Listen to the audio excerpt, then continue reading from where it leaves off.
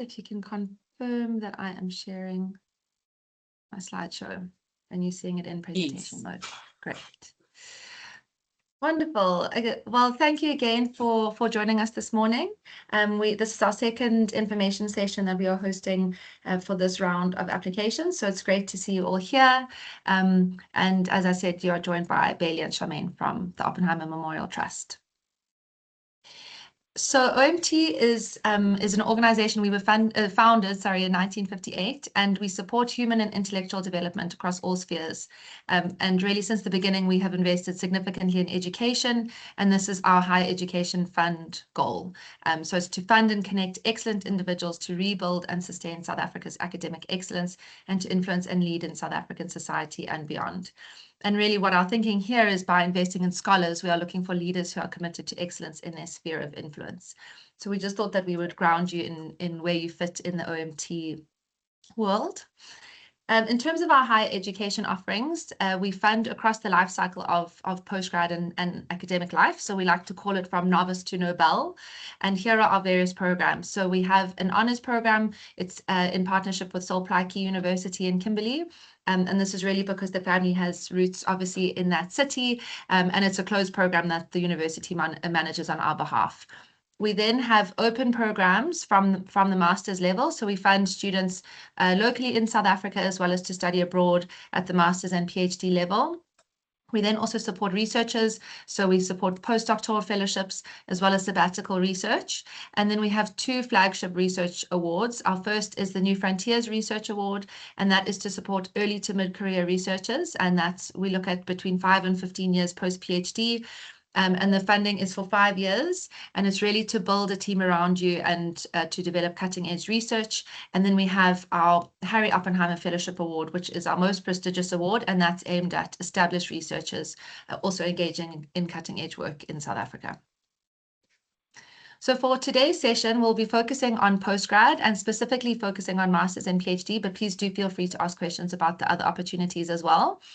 We have 2 calls every year, one that's closing at the end of this month, the end of August 2026, and this is for programs that commence between January and June of the following year. And then we have another call that closes at the end of March every year, and that's for programs that commence between July and December of that year. So we are mainly looking at local applications in this call and mainly looking at international applications in the March call. Then just some of the key facts to note. So our master's program, this is obviously open to the whole country. We fund only a first master's. So anyone that's already completed a master's, we wouldn't be able to accept your application for a second master's. We also don't fund DBAs or commercial programs. So things like would be finance or kind of general business degrees or commercial law or commercial engineering.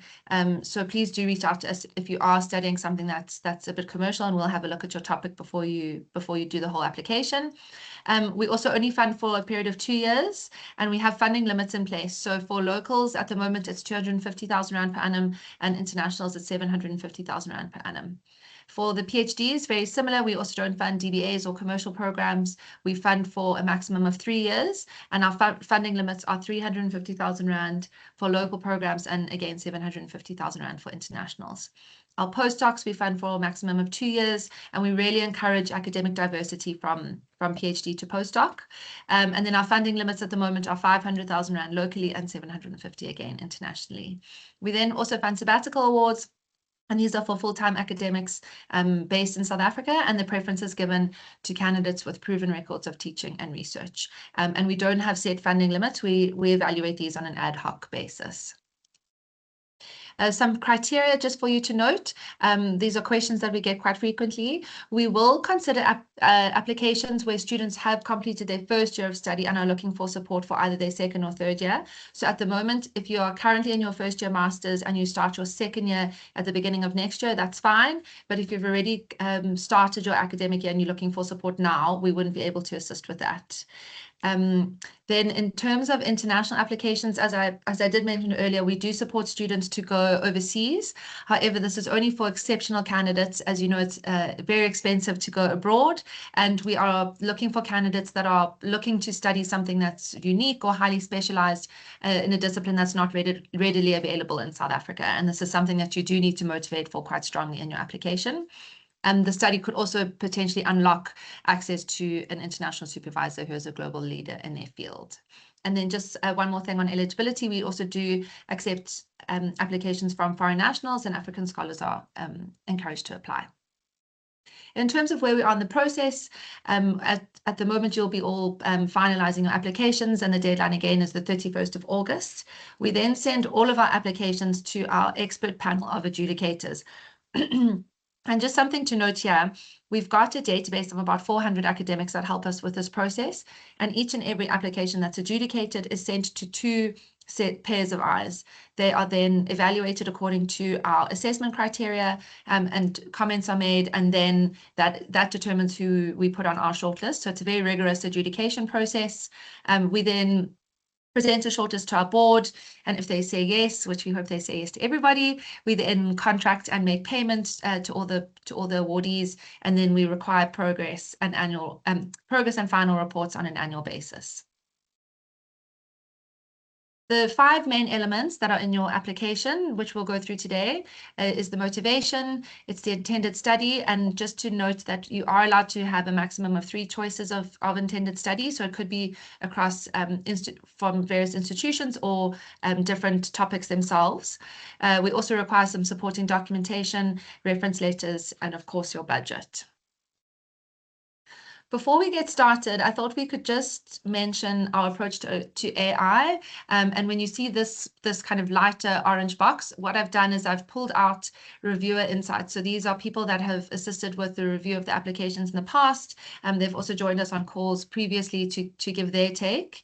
And this is something that's obviously very topical and very relevant. So I thought that we could start with it.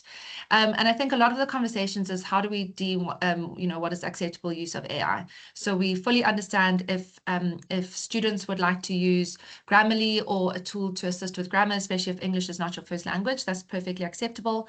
And then just something that we'd like to caution is it can be helpful if you're looking for an institution and where it would be best placed to house your research, but please use it with caution and make sure that you fact check.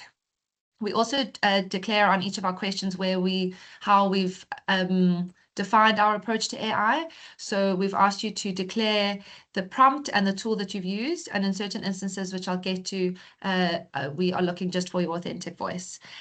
So something just to note that it's very easy to spot when AI is being used, as the language is very generic, and it's important for you to understand the tools and prompts before you submit anything that's been generated with AI. As I said earlier, it can be very useful for some basic research or an outline, but you really must populate with your own thoughts, and it shouldn't replace your voice. And this is something that you'll see over and over reiterated in my presentation today, is that we're really looking to see what your authentic voice is. Again, please fact check carefully. Do not use it as a search engine. And again, maybe something just to put it into context, we usually receive about between 1,000, maybe 1,200 applications, and we are probably only going to shortlist about 30 to 40. So if we're getting, this number of applications, it's very easy to see these AI-generated responses, and they do look generic and cliched, whereas really authentic voice does stand out. And applicants should be prepared to answer how it contributes to your learning and insights, and this should be a transparent process. And again, it's really essential that your own authentic voice, academic integrity, and critical thought are present throughout your application. Right, so the first element is the motivation. So this is a short statement, 500 words, and we're looking for 4 main elements here. So your background, schooling, general interests, and personal philosophy, your values, priorities, and passions, your short to medium term plan and priorities, and your career aspiration. This is my favorite part of the application to read, because it really is who you are. And here we really, really do want to reiterate that this is where we would like to see your authentic voice. We want you to declare your use of AI, but we're only looking for grammar tools here. This is really a space for your own voice and your own words. Some tips from our reviewers: they've said, pay careful attention to how you structure the motivation and ensure that all points are answered equitably. So don't prioritize the first two and then you run out of space for the last 2 points, and make sure that there are connections and narrative flow between the sections. And again, just to reiterate that the AI generated content can be cliched as it replicates existing patterns. So really use your own words here, please. What I've done is I've taken an extract of 2 motivational statements. This first one is a master's, and we'll go to a PhD afterwards. And I thought I'd just point out a few things. I won't read it to you, but as you can see, the student starts their motivation with who they are. So this person has a German mother and a South African father, and it's this diversity of cultures that's really shaped this person into a socially conscious person, and kind of grounded in their home country, which is obviously South Africa. This then feeds into the rest of the motivation. So she then goes in to talk about that she's been accepted into the specific program, which is a master's in biodiversity conservation and nature recovery at Oxford, and how this program is best placed as it's interdisciplinary, etc., how it's unique, and it's got this focus on social justice, which she's already alluded to in the first paragraph. She then goes on to naming some of her other achievements, which you can do elsewhere in your application, but it also just does give a little bit more information for the reviewer. And then she talks about how the skills will contribute to her career plan and her life plan, and what she aims to do when she comes back. So here she'd like to come back to South Africa and work at an environmental consultancy or conservation NGO. And you can see that this is that there's coherence with all the paragraphs. You get the sense that she is a socially conscious person, why she needs to do this program, and what she aims to do afterwards. Here's an example from a PhD. So this person would obviously have had a little bit more academic experience. And really, I think as soon as you read this first, the first sentence is a question: what makes people vulnerable to poverty and climate change? This person then is directly transports us to Nairobi, and really frames their kind of question in this situation.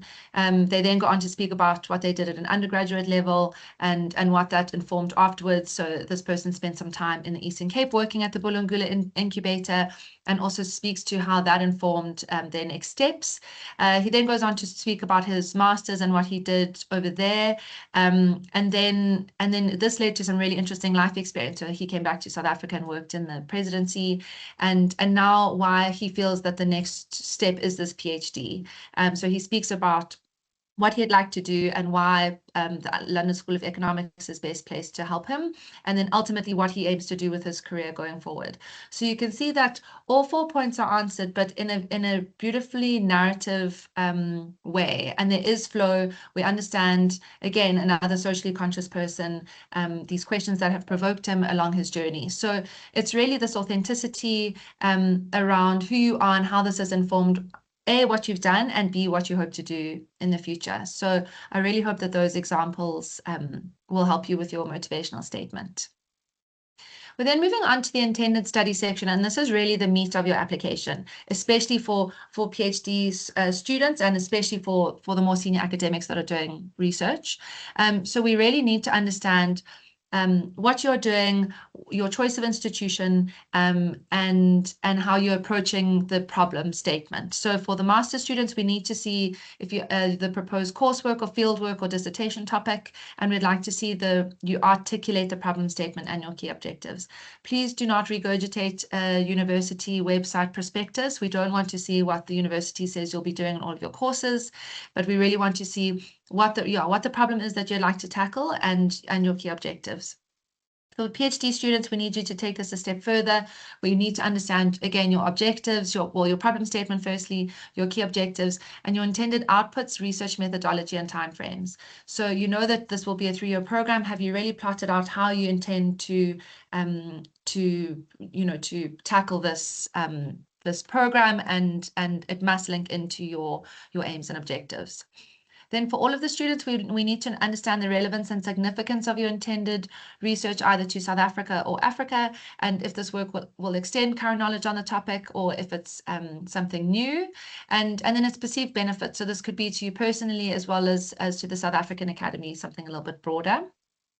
We really also need you to understand why you've chosen to go to your institution. And this is something that we'd like to start kind of planting some seeds, especially for the PhD students, that you are thinking about your academic journey as a whole. As I mentioned at the beginning with the postdocs, we really value academic mobility. It's something that you really gain access to if you work under different supervisors or different, certainly different institutions, but potentially different departments or different faculties. And how is this contributing to your journey? So please take great care with answering this, especially for the PhD students. And again, if you are intending on going abroad, we really need to understand why. We need to understand what's unique, what's specialized about the program or your supervisor, etc. And then something just to mention, you don't have to have received formal acceptance into your program. So please apply. You can send this to us as and when it comes available. And if you are awarded a scholarship, we always look at that registration document before we make any payment. So please don't let that hamper you. And then in terms of AI, please declare what you've used and the prompts that you've used for this question. Some tips from our reviewers on this section, and bearing in mind that these are the experts that are looking at them. And again, I think this is something that I've said before, we're really looking for coherence in your application. So it's almost this golden thread. Someone should be able to read your motivation, who you are, why you've chosen to do what you do, and this then should link very clearly into your intended study and your aims and objectives. In terms of the proposed research, you should have some background rationale, potentially identifying the need or gap that this is addressing, what is the critical angle, substantiated if you can from some literature, and then this should lead to the significance or value and potential impact, and outcomes. Something to note about the adjudicator is they may not be an expert in your specific field. So they'll be an expert in a broad faculty, but not necessarily your field. So remember to present your case without assuming too much. And I think that this was a really nice tip that one of our reviewers gave, was speak to people around you, your friends and family, about your research to ensure that they understand it and so that it's presented properly. For our master's students, you need to demonstrate that you understand the problem. And for our PhD students, you should be able to demonstrate some original and creative thought about your problem domain. In terms of just a note on academic mobility, so someone asked, when should you decide to make the leap to go overseas, if that's something that's available to you? And what the reviewers have said is, if there is a clear problem in South Africa and it's clear that resources are limited or exhausted here, then certainly look elsewhere and really investigate and explore the institutions where you will be able to acquire the necessary skills or address the problem that motivates you. And then just on mobility in general, it should be appropriate given your career stage, which ties into your CV. And for our performing and creative arts students, that your creative body of work, it should also tie into this creative body of your work. And just to say that, your choice of institution is really important for networking and collaborating for your career development, and is obviously most productive when you're able to do this in person. Then we're looking for some supporting documents. So you would have seen very generic things here, like your CV, your academic transcripts, and your copies of your degree. And then for our performing and creative arts students, we're also looking for your body of work. So what demonstrates your ability the best? A tip on your CV, please don't put your high school achievements unless they're relevant. So use recent examples to substantiate that. And then just a note on your body of work for the performing and creative arts students.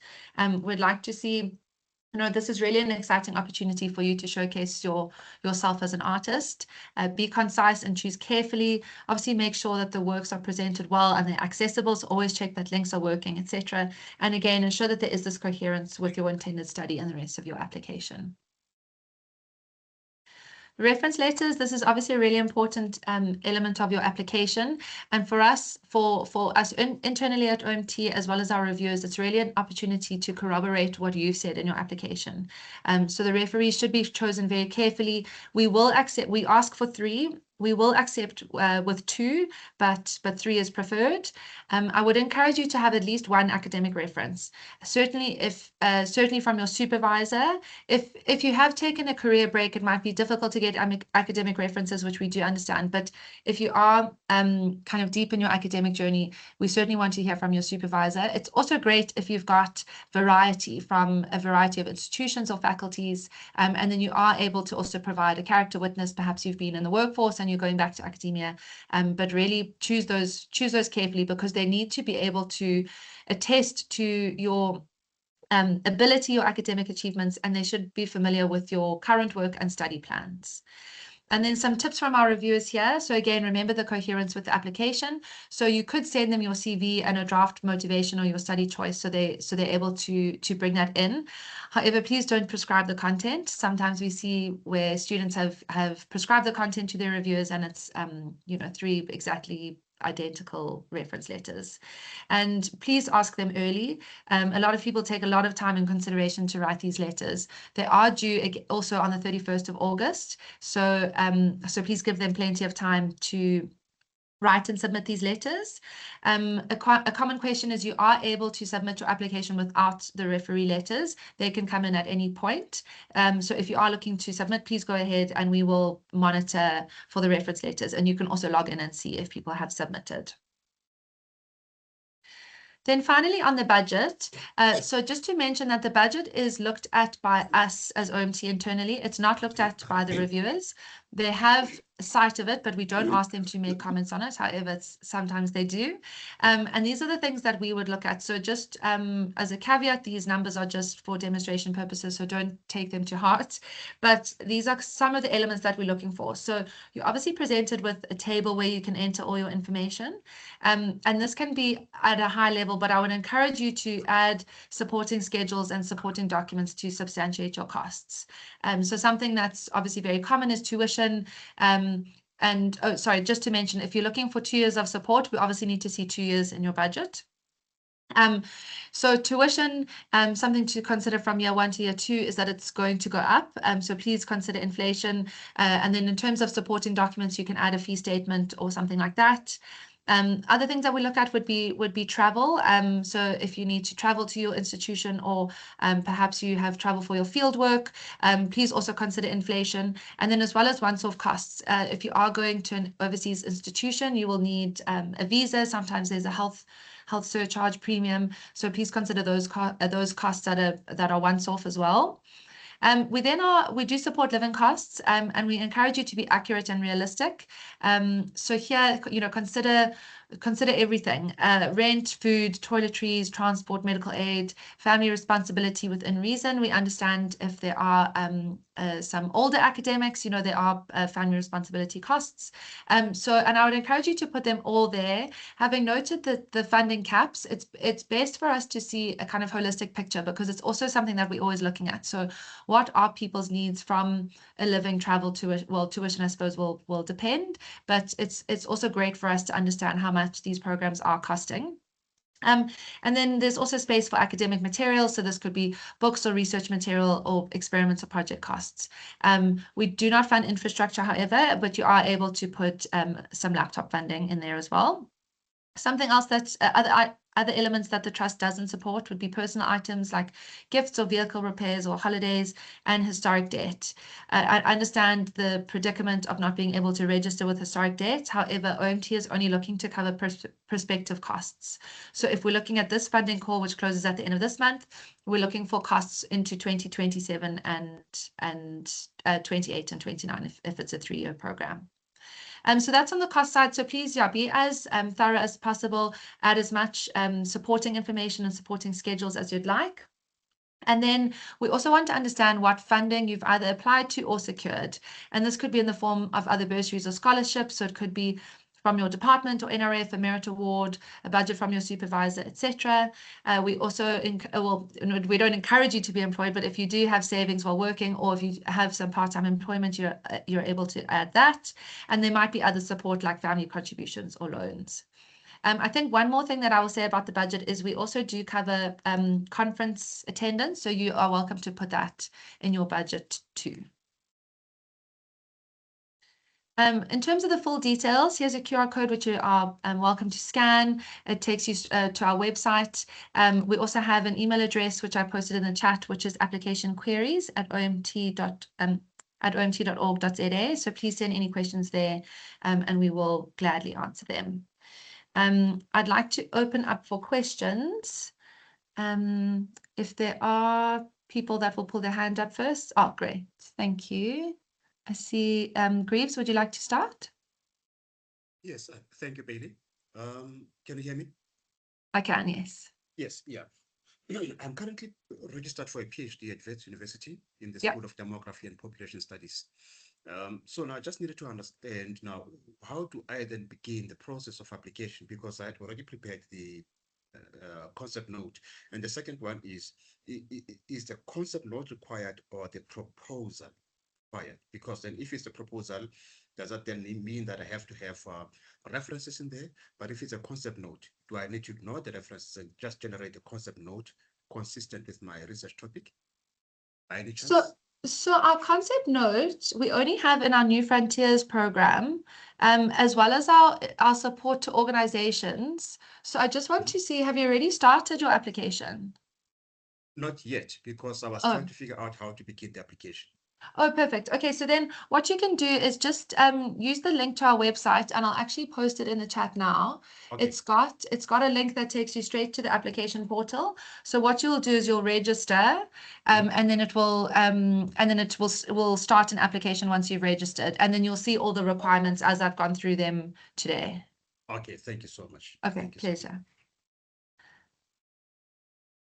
Anyone else with a hand up? Otherwise, I'll go to the chat.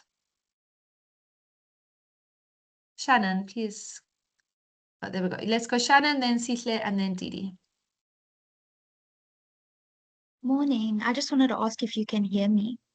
Yes. Okay, I wanted to ask about the budget, Mm-hmm. um, especially relating to, for example, the rent costs. So obviously, you don't necessarily know where you're going to live for the next 3 years. So when it comes to supporting documentation for that, that's not needed at all?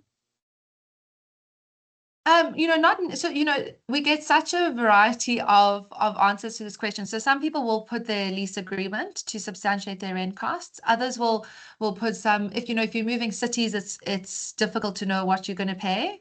But some people will put some research into rent if they're moving, if they're moving to a new place or something like that. And then I would just encourage you to do that research. So if you are moving, try understand where you would like to live and what that kind of rent looks like, and then to add some inflation for the years following.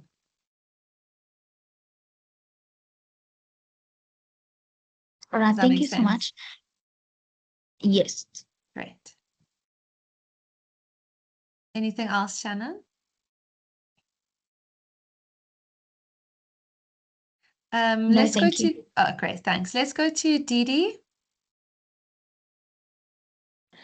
Hello, can you hear me? Yes. Yes. My name is Dee Dee, and I've currently applied at the Royal Central University in London, right? And I got accepted as in yesterday.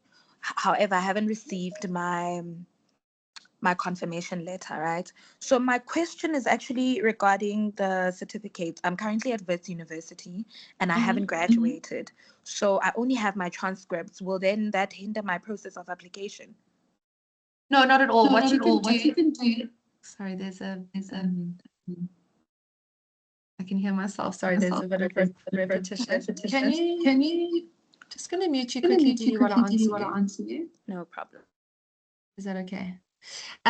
So what you can do in the academic history table is you can say that you are currently in X program, and in the comment on the right, you can say degree expected to be conferred on X date. We understand that you only get your certificates after a certain time of graduation, so that's perfectly fine. I just wanted to make Okay, a no quick I just comment. wanted to make Sorry, just on your program, because it sounds like you're going, it sounds like it will start soon if you've just got an acceptance and it's to an international institution. So we're not currently accepting applications for programs that start this year. We're only looking for programs that start in 2027. If you would like to defer, or if you do defer, you're welcome to apply to us in March next year, but we aren't able to assist anyone for programs that still are starting in 2026. Oh, actually, that was my question. That was a follow-up because my program is only starting in October. So I wanted to ask, if I do my application now, will it then be pushed? Okay, so I have to apply in March. Please apply in March, yeah. Okay. Thank you.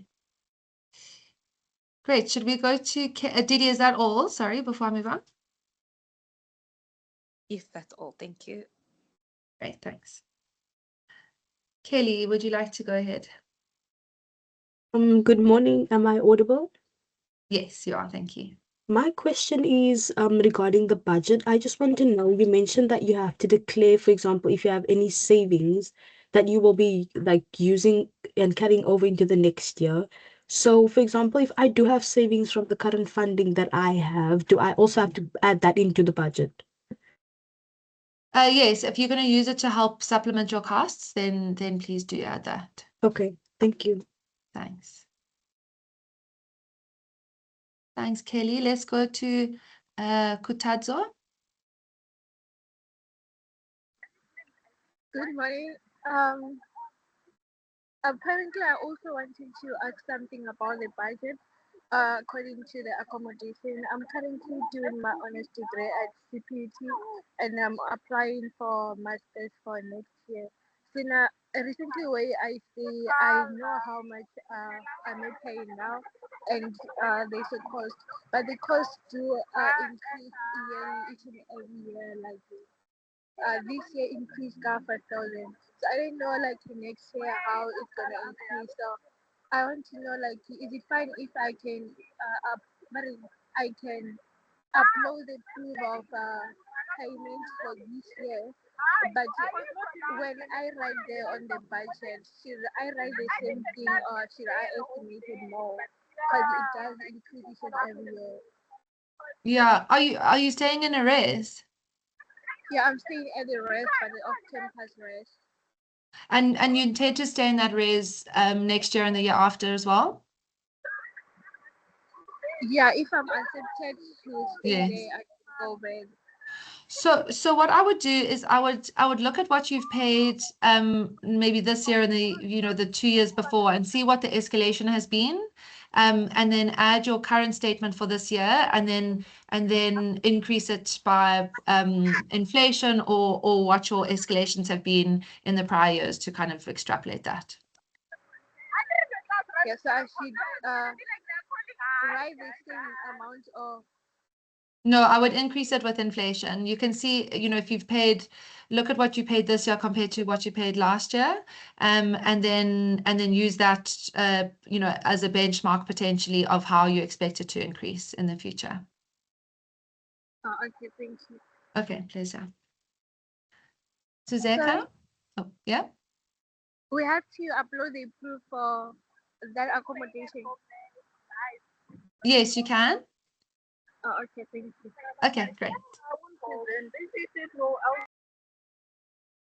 Suzeka, would you like to come in? Good morning. I hope I'm audible.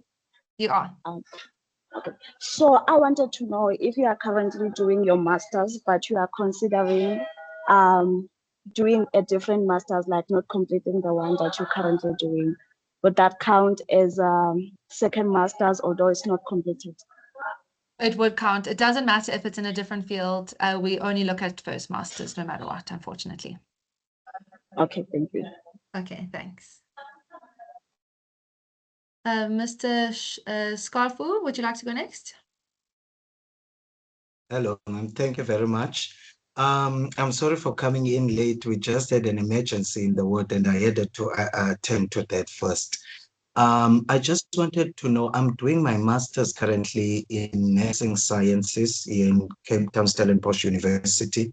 And then I'm doing a thesis, so it could be for 2 years.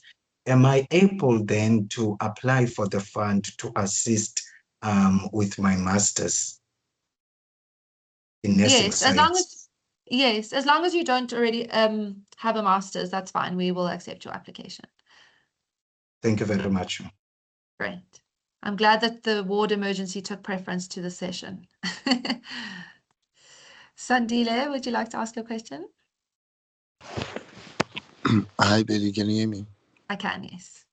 I think my question may be similar to what has been asked now. Mm. But I'm in PhD currently. I'm about to submit my proposal now. Conducting fieldwork during the whole year next year. So my question essentially is, am I also allowed to, apply at this stage, as I've already completed the first year of my PhD? There's no historical debt in my record. I just want additional funding for, the kind of expenses I may incur during that time.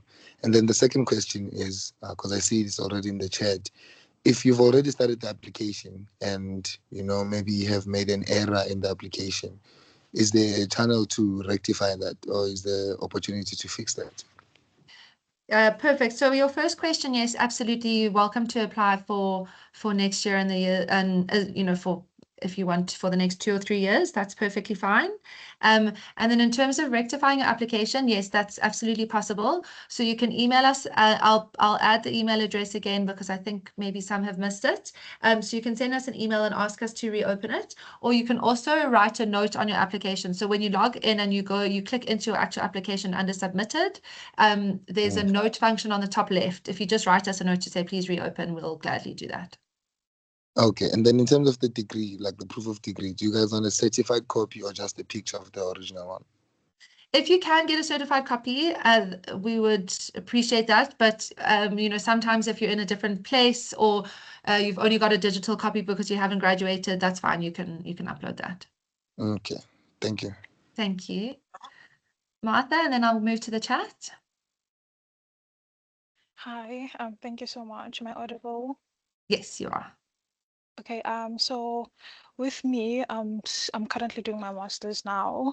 So I've already started. So I'm on the second semester now, master's at the University of the Western Cape.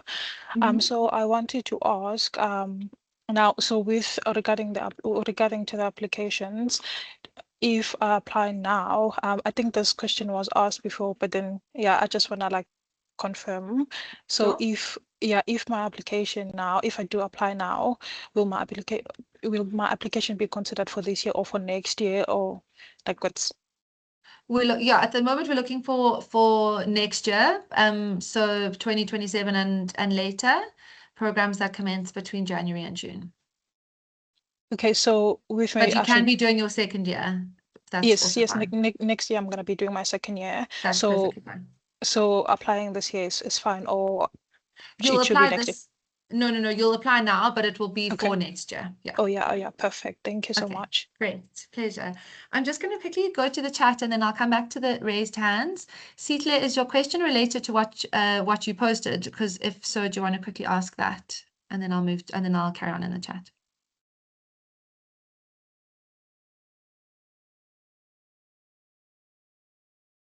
Sietle?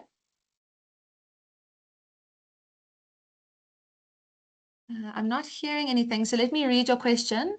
You said you're not sure about what I meant about the proposed coursework and not writing what is on the institution's perspectives. So here we get such varied answers to this question. So if you are doing a coursework master's, it's fine to say what courses you're doing, but I expect there to be a little bit more thought around, around the topic and around your problem statement, around your aims and objectives. So not just to copy and paste the course outlines from the university website. Has that answered your question? You can just give me a thumbs up. Oh, great, thanks. In terms of applying to the institution we intend to study at, yes, please. So as I said before, you don't need to have been admitted, but we do need to see, the application will obviously be aligned to that institution, but you can always apply, you can always send through your admission or your registration document later. In terms of the recorded session, I will be posting it on our application portal. So when you log in, I'll add it as a link there in your application. I think Reeves, I've answered yours already. OJ, if I've already submitted my application, okay, we can, as I said, we can reopen your application. So you can send us an email or you can write a note and we can do that. This is actually a great question. For the PhD, is the amount paid up front? So how our payments work is if you are successful, we issue you with a grant letter. You need to agree to some terms and conditions, and you need to send us your bank letter, and then we make the payments once a year. So then it's up to you to manage the the monthly costs. So depending on what you've been approved for, that funding is given to you once a year. So at the first year, it's after you've done your grant agreement terms and conditions, you've given us your bank letter, and then for the years after that, it's after you've submitted your progress report and after we've reviewed it, as well as your supervisor. So that's an annual report, OJ, not monthly. And again, yes, you are able to edit your application. You can just get in touch with us. I think we've also answered the next one. So in terms of a degree that wasn't certified, that's fine. What you can do, so if you'd like us to reopen your application, we can do that, and then you can add your other study choice and you can add your degree certificate, or you can email us your degree certificate, and I'll do that for you. In terms of part-time studies, we do look at part-time studies. It's not very common for us to support part-time, but we have done it in the past. So the one thing that I will say about part-time is that there is potential to assess the time periods if you do go over 2 years for a master's or longer for a PhD. So that's fine. So, and in terms of part-time, so you obviously would have income from your job, so you can add that in, but we understand that you would need additional support for your tuition. So you can just add your costs on the top and then what you are able to supplement in the bottom, and then the difference will be what you're asking for from us.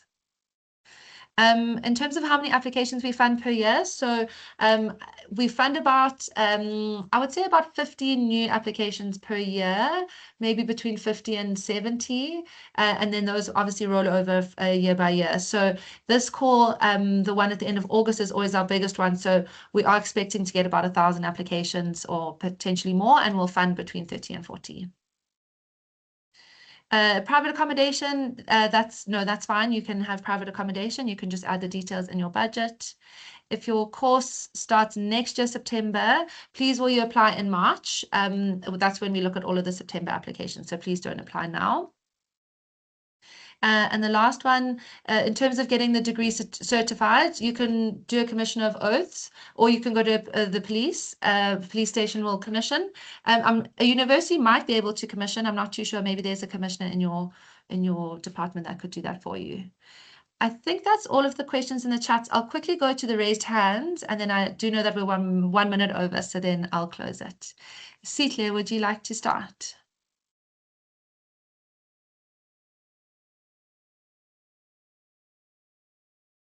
Oh, sorry, I couldn't hear and I see your hands down. Is that all fine? Let's go to Sandile and then OJ. Bailey, just a question. So relating to references, right? You said 3, right? And then you did mention that it would be good to have most of those, or at least one of those, being an academic reference, right? Meaning it's coming from my supervisor, right? Yeah. And then what's then the characteristics of the other 2? Should they also be from the university I'm going to, or can it be people I've worked with that can attest to the kind of person I am, the work ethic and character? So I kind of, yeah. Okay. So, I think for me, my personal advice would be to get, if you are doing a PhD, I would get at least 2 academic, supervisor, and someone that's close to your work. If you could get if you're changing institutions, I think it's also great if you have kind of diversity of institution, if that's something that's possible for you.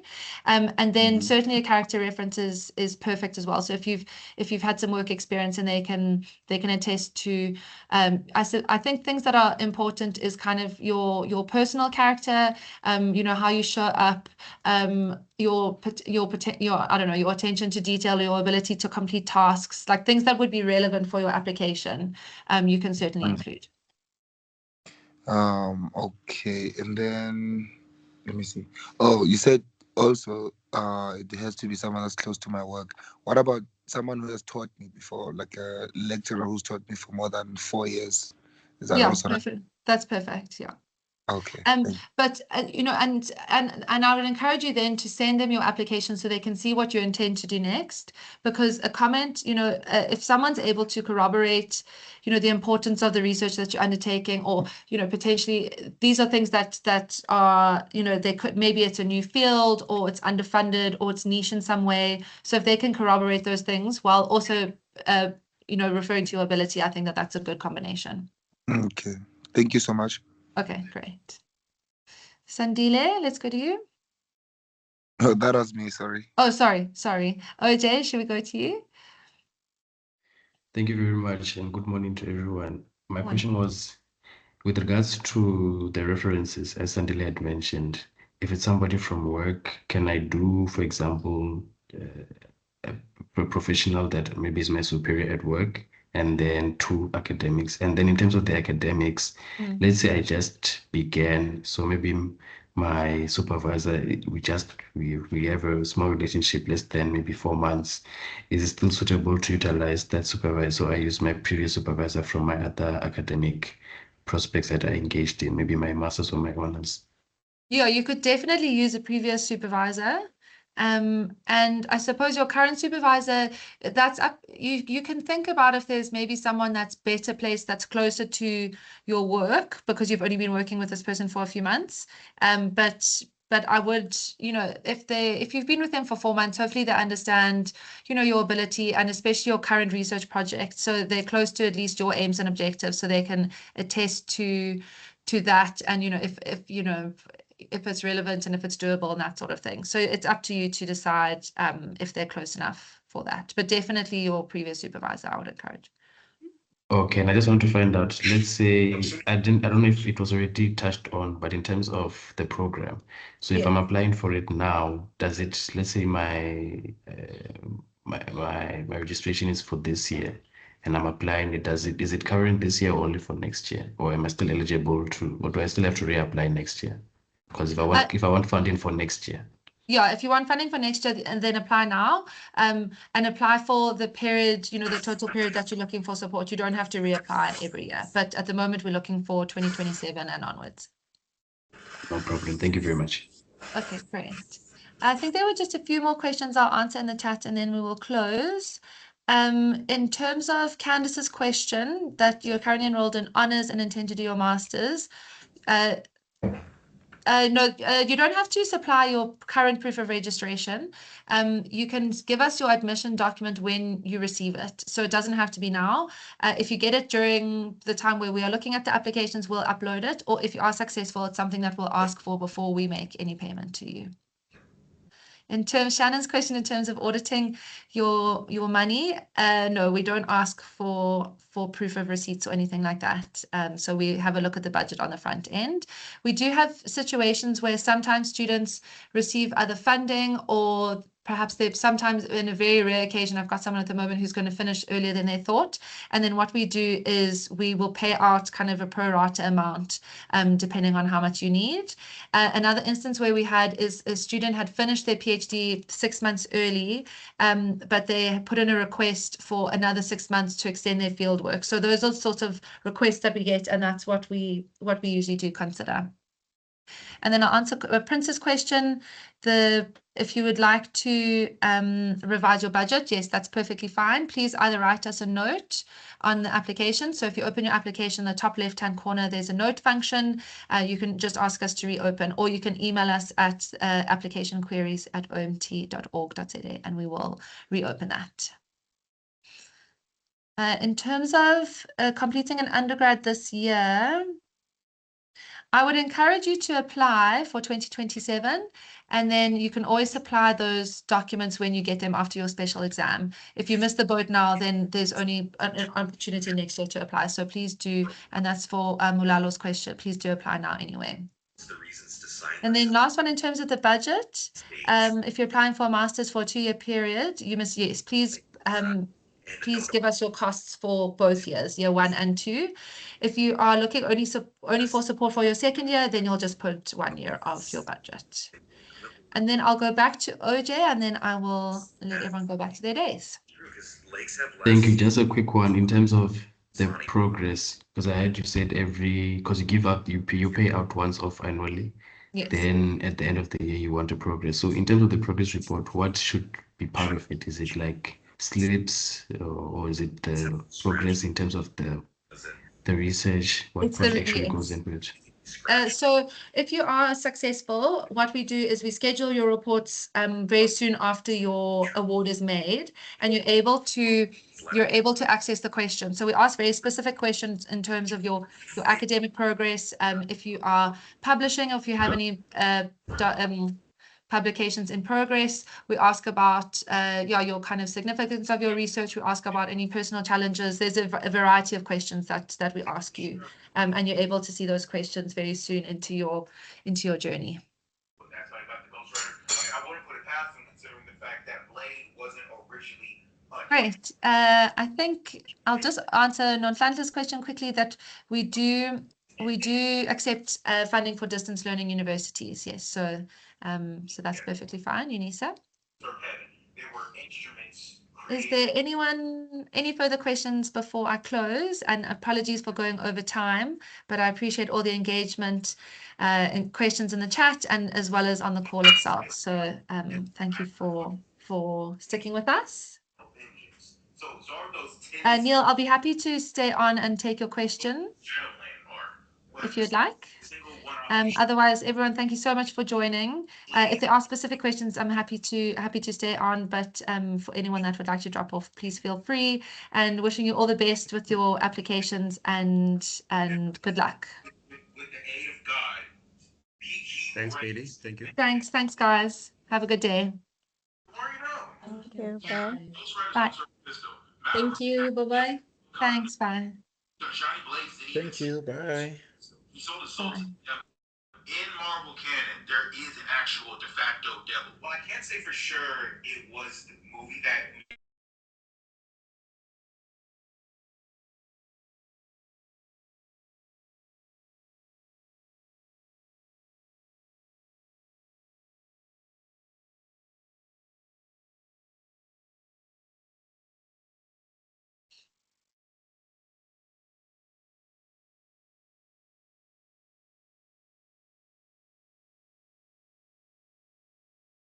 Alicia, would you like to ask a question quickly? Yes, sorry. Am I audible from your side? Yes. Perfect. Sorry, I just joined a bit late. I just No wanted to confirm if this opportunity is only applicable to universities in South Africa, or if international universities are also considered, like in the UK. Yes, we do offer opportunities for universities outside of South Africa. However, the timing of the applications is important. So at the moment, if your program starts this year, those applications closed in March. However, if your program starts early next year, you can apply now. But if your program starts kind of the September, October period, you can apply to us next year in March, either for your second year or if you defer. Okay, perfect. And one last thing, just the funding, it goes beyond tuition fees, right? We Yes, put tuition together and living. Okay, perfect. Thank you so much. I'll just say our international funding is capped at 750,000 rand per annum. And programs overseas, depending on where you're going, but they are more expensive than that. So you would have to find co-funding. Okay, do I have to submit evidence of co-funding as well? Yeah, you would have to do that. Yeah. Okay, thank you so much. Pleasure. Cheers. Thanks, bye. Cornelius, can I help you? Hi, good morning. Thank you for a lovely session. It was very informative. Good. I was curious. There is a lot of care taken into the prospective living budget for the next year, the next 2 years, and so on. Does that mean that if our estimations are incorrect or off by perhaps a few thousand, that it's not able to be changed again? So if our rent unexpectedly goes up, for example, or travel expenses are increased, would the organization adjust the payment, or is that the capped rate of the fixed? So it depends. If you're at the maximum cap, we aren't able to increase it beyond that. We do take applications for in special cases if there has been kind of a change in your circumstance, if you've had to maybe, I don't know, some people have to move based on various factors and their new place is more expensive. So we do take those on an ad hoc basis. But that's why we really encourage you to put a lot of care into your budget in the beginning, because our trustees are not always open to looking at increases. But it is something that we can look at on a case-by-case basis. Oh, that's wonderful. Thank you. Okay, pleasure. Thanks. Neil, can I help you? Yes, am I audible? You are. Okay, thank you very much for the session. So I am applying for PhD funding, and due to a variety of factors, the situation is such that only once funding is confirmed can I actually proceed with starting the PhD. And as such, the supervisor has given me a broad overview of the subject area, more or less what it's going to be about. Also, I've developed how I see it fitting into, the framework of the application.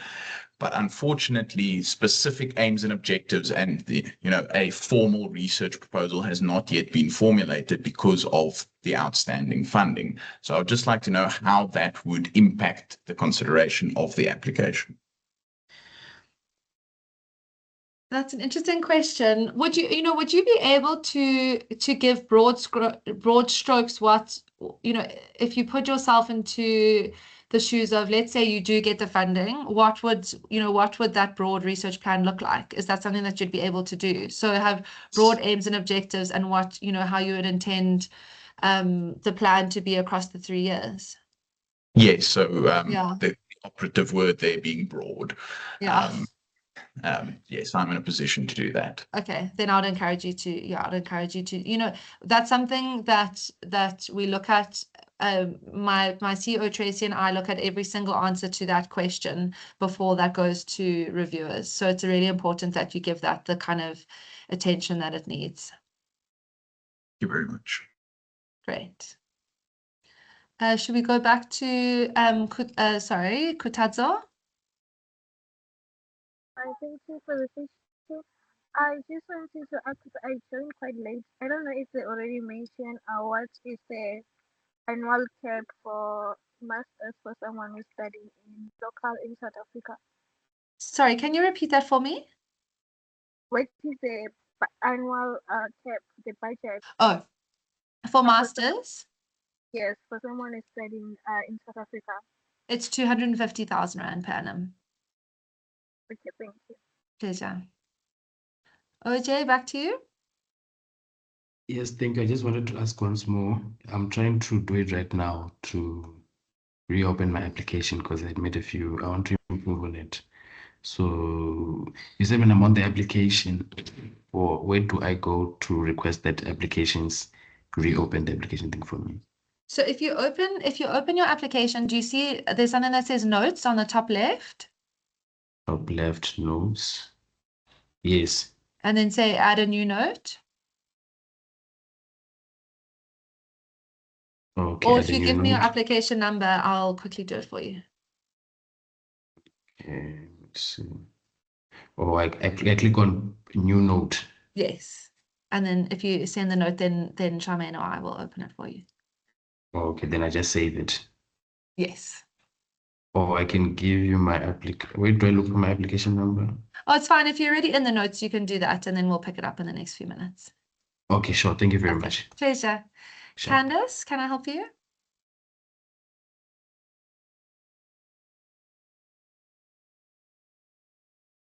Candace, sorry, I can't hear you. I don't know if you can hear us or hear me. Oh, you're on mute.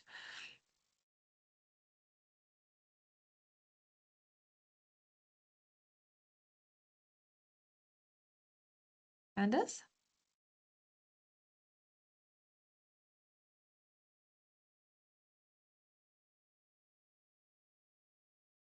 Okay, great. Thanks, everyone. I don't think there are any more questions, so I am going to close the session. Thank you very much for all of your attendance.